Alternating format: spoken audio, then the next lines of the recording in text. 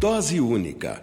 Medida certa de cultura, informação e cidadania.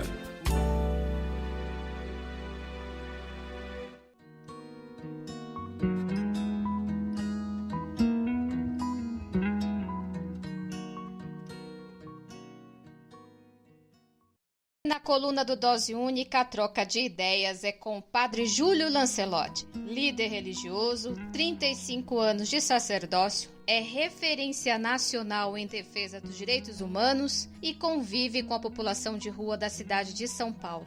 Padre Júlio, muito bem-vindo ao Dose Única, muito bem-vindo aqui na Rádio da Rua. Obrigado, eu que agradeço a oportunidade de estar com vocês e a paciência de vocês me esperarem.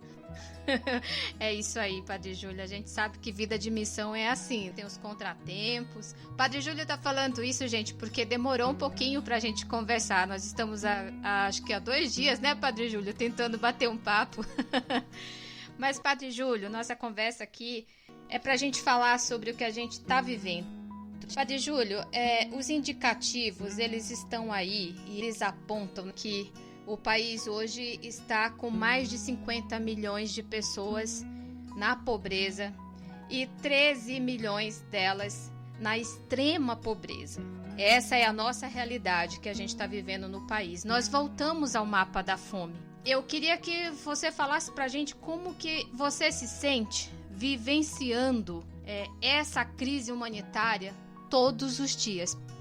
Olha, em alguns momentos é um grande desafio, porque são pessoas, são seres humanos ali diante de nós. Hoje eu ouvi muitos pegando a comida e dizendo: eu estava com muita fome, eu estava com muita fome.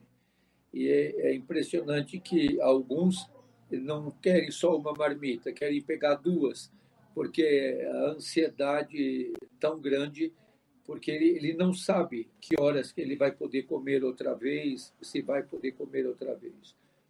Há um grupo muito grande desalentado. Então, esse desalento, esse sofrimento nos atinge profundamente e nos sensibiliza muito. Eu me sinto sempre desafiado a lutar, a enfrentar, a estar junto com esses que estão sofrendo mais, esses milhões, e é um número que cada vez aumenta mais, no Brasil, que está dilacerado, sofrido, ensanguentado, como em Jacarezinho, e em tantas situações dramáticas que nós estamos vivendo, um luto contínuo que não para, que cada vez se torna mais forte. Então, nos sentimos extremamente desafiados. Nós estamos vivendo esse momento histórico de exílio e nós temos que construir esperança. Padre Júlio, construir esperança. Como que nós podemos construir essa esperança no meio de tanto caos, no meio de um massacre, no meio dessa escuridão? Eu acredito que resistindo, protestando, anunciando, convivendo com os que estão sofrendo, sendo aliados dos que estão na luta. Então, essa luta está na Colômbia, essa luta está em muitas ruas, está em muitas situações. Nós não podemos acreditar que seja uma escuridão que nos impeça de enxergar um caminho. Nós sabemos qual é o caminho. É o caminho da solidariedade, é o caminho da partilha, que entre nas estruturas políticas e econômicas, é a superação desse modelo neoliberal exacerbado que faz o povo sofrer tanto. Então, nós temos que lutar pela taxação das grandes fortunas, nós temos que lutar pela quebra das patentes das vacinas, nós temos que lutar por um auxílio emergencial permanente, que não seja emergencial, que já seja permanente, de pelo menos um salário mínimo, que já é um escândalo esse salário mínimo. Mas nós temos que lutar pela proteção social. E como é que nós fazemos essa luta? Estando junto dos fracos e desarmados. A nossa luta é uma luta histórica. Eu não tenho esperança de ver os resultados de tudo isso. E eu não luto para ver os resultados. Eu luto para que o resultado chegue um dia. Não sei quando. Eu acredito que não verei. mas não deixarei de lutar por isso. Quando você recebeu o Prêmio dos Direitos Humanos no final do ano da Prefeitura de São Paulo, você falou em que as organizações, o poder executivo, o poder legislativo, talvez a sociedade como um todo, ela subestima as pessoas que estão em situação de rua. E você falou que elas são capazes de se gerir. A gente sabe disso. Eu gostaria que você fortalecesse essa frase que você disse durante a premiação, que faz muito sentido, porque a gente sabe que as pessoas que estão em situação de rua, elas têm capacidade para poder sobreviver. Mas como que a gente tem que mostrar para essa sociedade que subestima as pessoas que estão frágeis, que estão em situação de rua? Então, superando as respostas de tutela. E a superação dessa tutela é garantindo proteção social, garantindo autonomia, por exemplo, através da locação social. A locação social não garante o direito de propriedade, mas garante o direito de morar. E a pessoa tendo um local para morar, ela mesma vai fazer a sua comida, ela mesma vai ter que manter o local. E esse local tem uma locação social que é 10% do que ela é capaz de conseguir. Se for R$100, ela vai pagar 10. Se for 50, ela vai pagar 5. Então, é uma coisa viável, possível, porque São Paulo é uma cidade que tem mais casas sem gente do que gente sem casa. Então, a locação social já existe em muitos países, existe aqui no Brasil, existe aqui em São Paulo.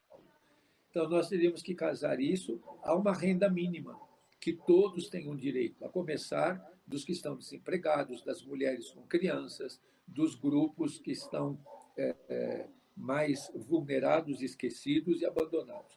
Você veja, o chamado, entre aspas, poder público, responde com centros de acolhida, que é um nome bonito que puseram no albergue. E lá a pessoa não tem autonomia de nada. Ela tem hora para entrar, hora para sair, hora para comer o que dão para ela, não o que ela gostaria de comer ou teria preferência. Então, é uma vida toda pré-estabelecida por outro. Você pode ter uma rotina e deve. Eu tenho uma rotina, mas uma rotina que eu construo, não uma rotina que você constrói para mim. Então, a alocação social e esse programa casa em primeiro lugar no sentido de garantir às pessoas a sua independência, a sua autonomia, a possibilidade dela mesma fazer sua comida, ela tem que limpar o seu espaço, ela tem que organizar a sua vida. Então, isso é uma pedagogia, e uma pedagogia de autonomia que você precisa treinar para poder ter essa autonomia também depois, politicamente, socialmente, comunitariamente. Ou seja, isso chama-se dignidade. Pois é. É autonomia para que você tenha dignidade. Agora, você não pode decidir se o outro tem autonomia ou não tem. Cada um tem um espaço de autonomia. Então, nós não podemos, muitas vezes, o povo mais pobre, mais simples, não pode escolher nada.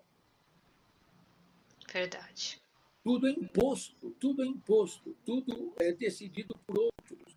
O outro que decide que comida você vai comer, o outro que decide que roupa você vai vestir, o outro que decide tudo na tua vida. Então, a população em situação de rua é uma população que perde todo o espaço de liberdade, porque não pode fazer nenhuma escolha.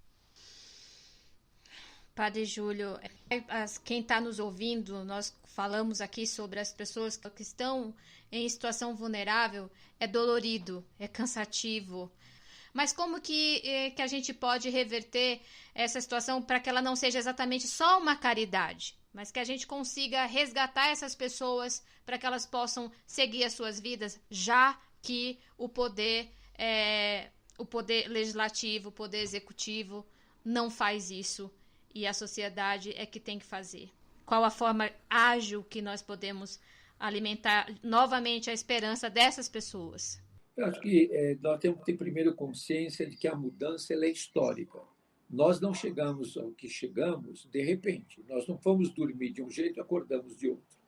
É um processo histórico. E esse processo histórico, para ser revertido, ele vai ser difícil. Ele vai levar muito tempo.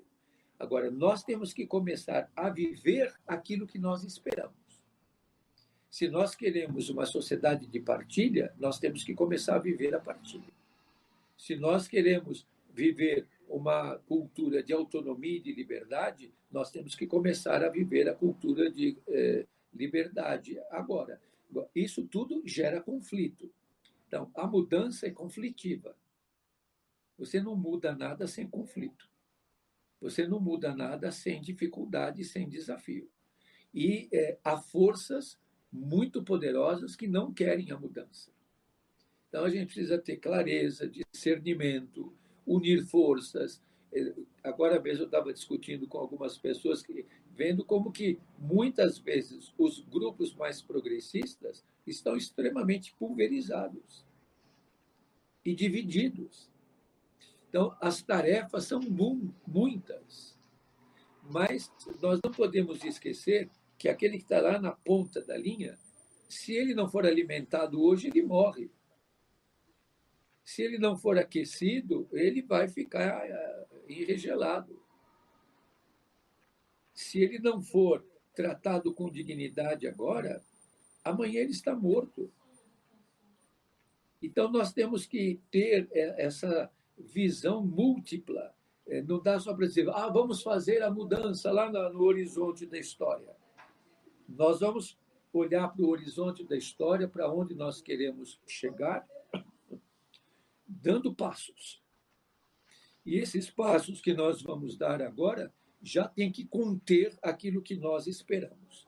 Então, nós não podemos perder esse horizonte, nem essa exigência. Muitas vezes nós ficamos discutindo, mas isso é caridade, isso é assistencialismo. Quem está com fome não quer saber se é caridade ou se é assistencialismo, ele quer comida. Eu vim para que todos tenham vida. E que todos tenham em abundância. E dessa forma, nós vamos finalizando aqui nossa coluna do Dose Única, agradecendo muito a partilha e as ideias do Padre Júlio Lancelotti. Padre Júlio, muito obrigada pela sua participação aqui no Dose Única. É sempre um prazer conversar com o senhor, é sempre bom a gente alimentar das suas palavras com a nossa caminhada de esperança, fé e coragem. Amém. Que Deus abençoe e proteja e que lutemos sempre com afeto e com ternura. Amém. Obrigada, Padre Júlio. Muito obrigada mesmo, viu? Tchau, tchau. Dose Única. Medida certa de cultura, informação e cidadania.